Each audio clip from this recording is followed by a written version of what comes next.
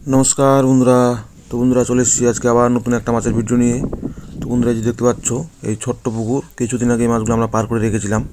সব বড় বড় সাইজের কাতল আর ব্রিকেট। এই যে দেখতে পাচ্ছ ব্রিকেটের সাইজ মোটামুটি 4 কিলো 5 কিলো, কাতলের সাইজও সেম 4 কিলো 5 কিলো।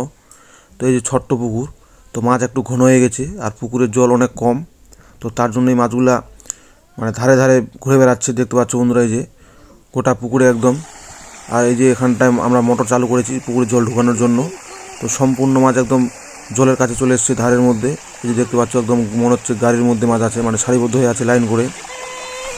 মাছটা অক্সিজেনের জন্য, মনে হচ্ছে একটা অক্সিজেনের শর্টেজ হচ্ছে পুকুরটায়, বোঝা যাচ্ছে। এই যে মাছ ভেসে ভেসে বেড়াচ্ছে আর এই যে সব মাছ চলে এসছে জলের কাছে। এই যে মাছগুলো দেখতে পাচ্ছি সব বড়ো বড়ো সাইজের কাতল, এগুলো মোটামুটি 4 কিলো 5 কিলো ওজনের একটা একটা। তো এর আগে আমি ভিডিওতে বলেছিলাম এগুলো বিয়ে বাড়ির জন্য রাখা হয়েছে। তো এই যে দেখতে পাচ্ছ মাছগুলা কত সুন্দর লাগছে দেখতে, খুব সুন্দর। এই যে একদম পুরো লাইন হয়ে আছে, গোটা পুকুর ধারে ধারে ঘুরে বেড়াচ্ছে মাছ, মানে জল কম আছে পুকুরে খুব, ওই জন্যই মানে মাছটা একটু ঘন হয়ে গেছে। কয়েকদিনের জন্য রাখা হয়েছে আপাতত এই পুকুরটায়, ওই জন্যই মনে হচ্ছে মাছগুলো সব ধারে বেরিয়ে গেছে। তুমি দেখতে পাচ্ছ মানে আমরা কিছুক্ষণ আগেই মোটরটা চালু করলাম মানে জল ঢোকানোর জন্য পুকুরে, কারণ জল কম আছে খুব। দেখতে পাচ্ছ আর কাতল মাছ এমনিতেই মানে একদম পুরো ধারে নেমে গেছে জল, মানে খুব কম আছে জল। দেখতে পাচ্ছ একদম পুরো মাছ জাম হয়ে গেছে।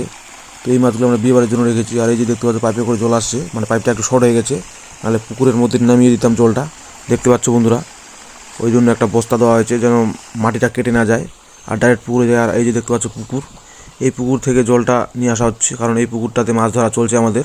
এই পুকুরে এখন জল শুকানো চলছে, জল শুকানোর জন্য মোটামুটি মাছ ধরা বন্ধ আছে 2-3 দিন, তো আবার চালু করব মোটামুটি 4-5 দিন করে। আর এই যে দেখতে পাচ্ছ এখানে জল পড়ছে মাছের মানে পুকুরে।